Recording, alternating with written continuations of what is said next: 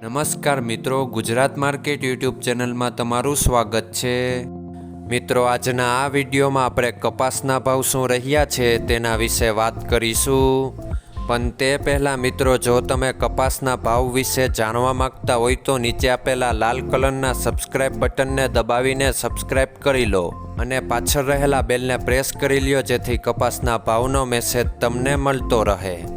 તો ચાલો મિત્રો, આજના કપાસના ભાવ શું રહ્યા છે તેના વિશે જાણી લઈએ। મિત્રો, આજના કપાસના ભાવ આ મુજબ રહ્યા હતા।